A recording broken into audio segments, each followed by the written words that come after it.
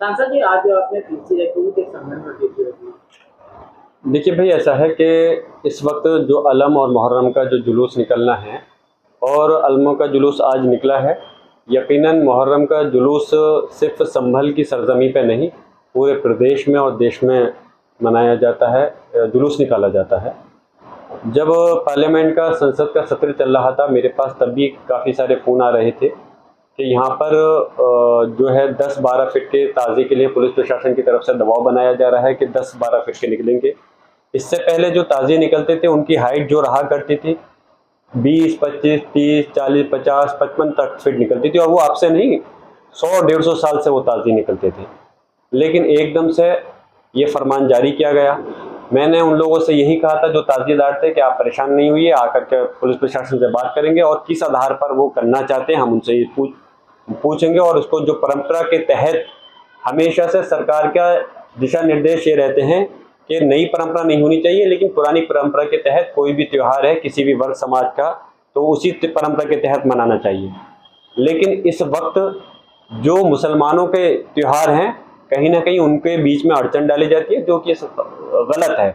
और अगर कोई शासनादेश जारी करना था, पहले हमें यही मालूम था कि संभल के ही अंदर इस चीज़ को करा जा रहा है कि कम हाइट के मुहर्रम निकलेंगे। लेकिन जैसा शासनादेश डीएम और एसपी से मेरी बात हुई थी, उन्होंने मुझे शासनादेश की कॉपी दी। उन्होंने कहा कि पूरे प्रदेश के अंदर ये शासनादेश जारी किया गया है और हर ज़िले के अंदर ये शासनादेश है कि इसी हाइट के मुहर्रम निकलने हैं, तार नहीं कटने।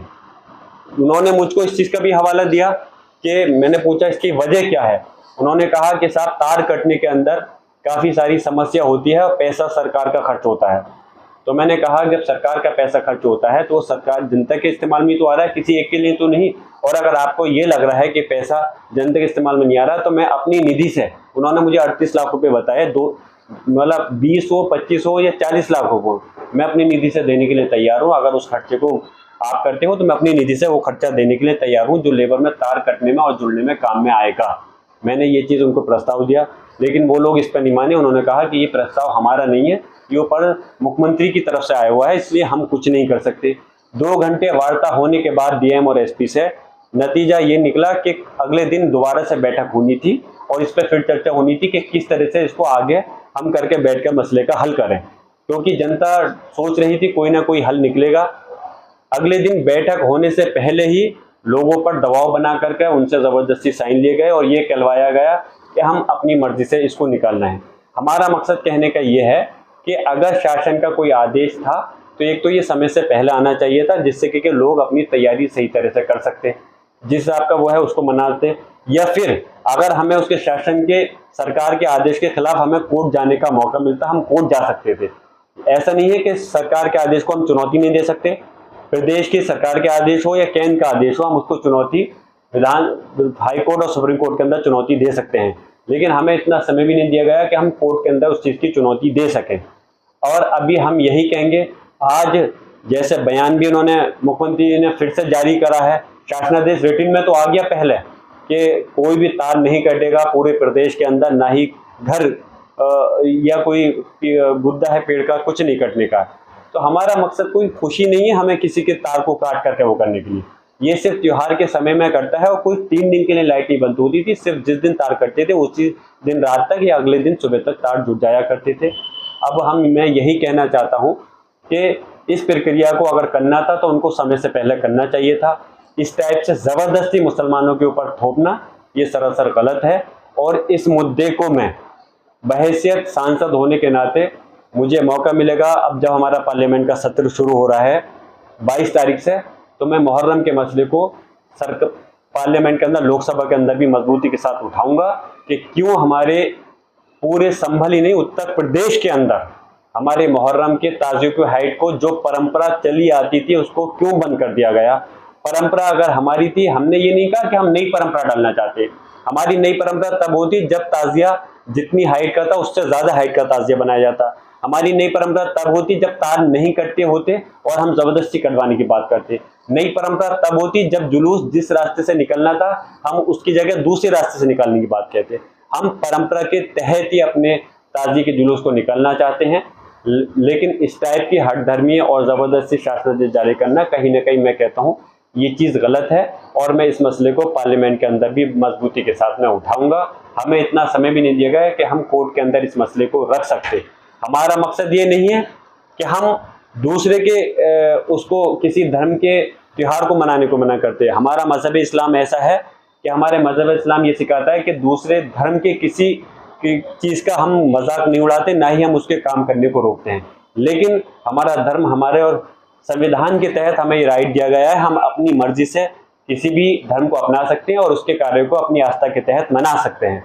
लेकिन इस टाइप की ये डालना सरासर गलत है, और उनको प्रदेश सरकार को ये समझना चाहिए।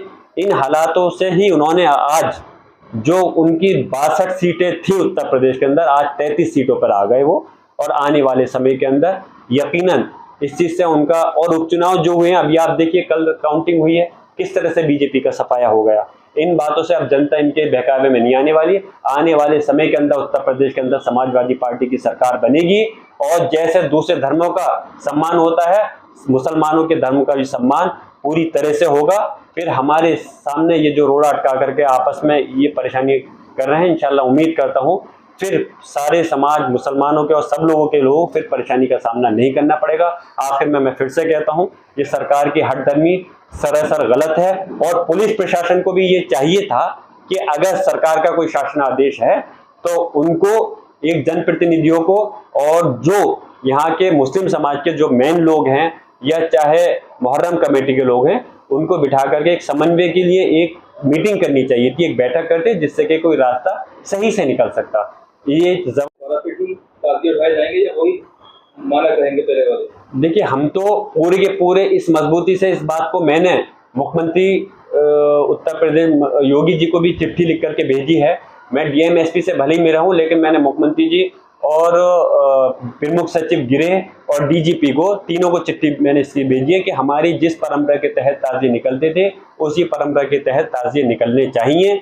आपने शासनादेश जारी करा है, आपने हमारे समाज के लोगों का सम्मान को ठेस पहुंचाने का काम किया है, जो गलत है। और हम फिर से कहते हैं, अभी समय है, अभी समय है। आपके जिले का प्रशासन कहता है कि ये हमारे हाथ में नहीं है, क्योंकि ये आदेश शासन का आया है। तो इस वजह से जब उन्होंने इस बात के लिए कहा कि शासनादेश है, तो मैंने शासन को ही चिट्ठी लिखी है, मुख्यमंत्री योगी जी को चिट्ठी लिखी है, प्रमुख सचिव गृह को लिखा है, और मैंने डीजीपी को लिखा है कि वो दोबारा से इस पर विचार करें, और सिर्फ संबल नहीं, पूरे उत्तर प्रदेश के अंदर जिस परंपरा के तहत हमारे ताजिए निकलते थे उसी परंपरा के तहत ताजिए निकलने चाहिए। ताजिएदारों के साथ आपकी मीटिंग हुई है, तो आगे की क्या रणनीति रहेगी? देखिए, आगे की रणनीति यह है, मैं हर सूरत हाल में, मैं जिस कुर्सी पर बैठा हूँ, मैं हमेशा ये चाहूँगा कि जहाँ हमारे त्यौहार सुकून से निकलें, वहाँ मैं, एक चीज़ तो ये है, मैं कभी कुछ लोगों को गुमराह करने वाला बयान या बात नहीं कह सकता। जो बात मेरी डीएम एसपी से होगी, मैं बढ़ा चढ़ा करके बात को पेश नहीं कर सकता। मैंने हर पहलू पे 2 घंटे वार्ता हुई डीएम और एसपी से, और एडीएम भी मौजूद थे। मैंने जो पॉइंट थे हर तरह से उनसे बात रखी है और हर बिंदु पे बात की है, और उन्हीं चीज़ को मैं आपके सामने रखा भी है कि मैंने कहा कि आप हमारे मुसलमानों के साथ पक्षपात नहीं कर सकते। अगर हम ये कहते हैं कि आप सबको बराबर के उससे देखिए, मेरी मुहर्रम कमेटी के लोगों से भी हुई थी, मुहर्रम कमेटी के लोग भी यही चाहते हैं कि उनका जिस परंपरा के तहत मुहर्रम निकलते आए हैं अब तक 100-150 साल से, उसी परंपरा के तहत मुहर्रम निकलने चाहिए। डीएमएसपी से मैंने ये भी कहा कि आप त्यौहार का रजिस्टर निकलवाइए, और थानों के जो त्यौहार का जो रजिस्टर है उसमें आप देखिए जितनी फिट का ताजिया है उतना फिट का ताजिया निकलवाइए। तार हम कोई नए कटवाने की बात तो नहीं कर रहे हैं, तार तो ये पहले से कटते आए हैं, और बीजेपी की सरकार कोई पहली बार थोड़ी बनी है, पहला साल थोड़ी है। मैं आपके पत्रकारों के माध्यम से पूछना चाहता हूँ, भारतीय जनता पार्टी की सरकार 2017 से 22 तक रही, और 22 से लेकर आज 24 तक भी है। इनकी सरकार के अंदर भी हमेशा तार कटते आए हैं, तब क्यों नहीं इन्होंने इस चीज़ की वो ली कि तब। लेकिन अब आकर के जब इनका प्रदेश में बेड़ा गर्क हुआ है, सीटें कम हुई हैं, तो फिर से ये आपस में समाज के नाम पर आपस में वो करके बांट करके राजनीति करना चाहते हैं, जो गलत है। अब लोग इस टाइप की राजनीति में आने वाले इनके बहकावे में नहीं है। उन्होंने इनको अयोध्या भी हरा दिया, फैजाबाद की पूरे मंडल की सारी सीटें हार गई, उसके साथ कल जो है जो हारे हैं बद्रीनाथ भी हार गए। तो आप बताइए और क्या सबूत लोगे? तो हमारे ताज़ीदार तो ये चाहते हैं कि पुरानी परंपरा के तहत वो हो। अगर प्रशासन, पुलिस प्रशासन कहता है कि उन्होंने अपनी रजामंदी दे दी है, तो मैं पूछना चाहता हूँ बेचारे ताज़ीदार की उनकी अपनी क्या मर्जी हो सकती है जो एक पुलिस प्रशासन से टक्कर ले सकें। लेकिन यही है कि जो हुआ है गलत हुआ है। हम संभल, मैं खाली संभल ज़िले की बात नहीं कर रहा, मुराद ज़िले की बात नहीं कर रहा, मुराद मंडल और पूरे उत्तर प्रदेश के लिए मैं कह रहा हूँ कि योगी जी को अपना ये वाला फैसला बदलना चाहिए। इस पर सोच विचार कर करके सारे के सारे ज़िलों के अंदर मुस्लिम, जहाँ वो सर्व समाज सर्व विकास की बात करते हैं, तो कहाँ गया उनका ये नारा, कहाँ गया सब लोगों का विकास की बात? अगर वो सबको इंसाफ देने की बात करते हैं तो कहाँ गया ये इंसाफ के? हम इंसाफ चाहते हैं, हम चाहते हैं कि हमारी उसी के तहत ये मुहर्रम निकले जैसे परंपरा, जिस परंपरा के तहत होते थे।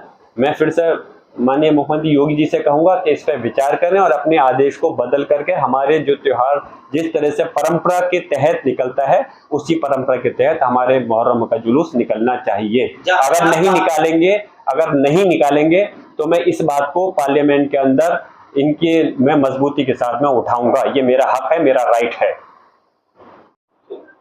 आज सीएम योगी ने एक भारतीय जनता पार्टी के कार्यकर्ताओं के साथ समिति की एक बैठक की है, जिसमें कार्यकर्ताओं को संबोधित करते हुए उन्होंने कहा है कि पहले सड़कें खाली हो जाया करती थी, जुलूस निकलता था ताजियों का, मकान जो है वो तोड़ दिए जाए। इस पर क्या कहना? मैं यही कहूँगा, त्योहार किसी का भी हो तो सड़कें तब खाली नहीं होती थी क्या?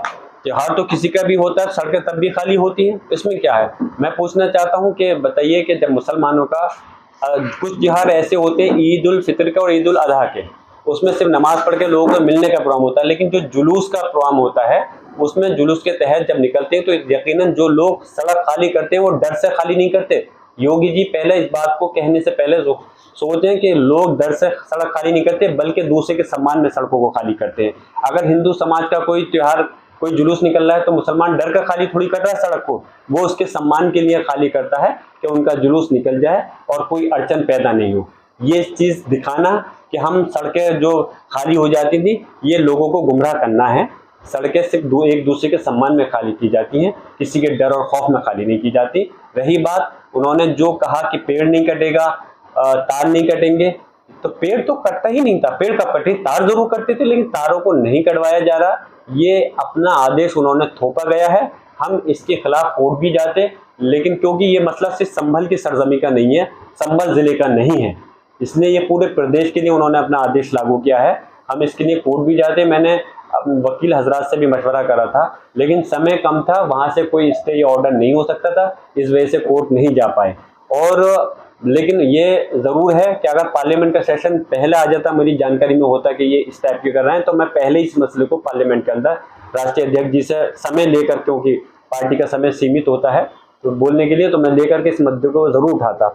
लेकिन अब अगर ये इस चीज़ को नहीं मानते हैं, ज़बरदस्ती अगर इन्होंने अपनी मर्जी से नई परंपरा ही कहूँगा मैं, नई परंपरा के तहत अगर हमारे ताजियों को कम हाइट कर करके बगैर तार कटवा के निकलवाते हैं, तो मैं यकीनन पार्लियामेंट के अंदर इस मसले को उठाऊंगा। और इस टाइप की राजनीति खत्म होनी चाहिए कि बीजेपी के अपने कार्यकर्ताओं के सम्मेलन में एक माननीय मुख्यमंत्री की जो गरिमा होती है एक पद की, उसके उलट वो इस बात को कहें कि जो सड़कें खाली हो जाती थी आज हमने उस चीज़ को ख़त्म कर दिया और आज वैसे होगा। ये सरासर गलत है। लोगों के आपस में फूट डालने का काम है। लोग एक दूसरे के त्यौहार को मनाने के लिए प्यार मोहब्बत से अपनी सड़कों को खाली करते थे, डर खौफ में खाली नहीं किया करते थे।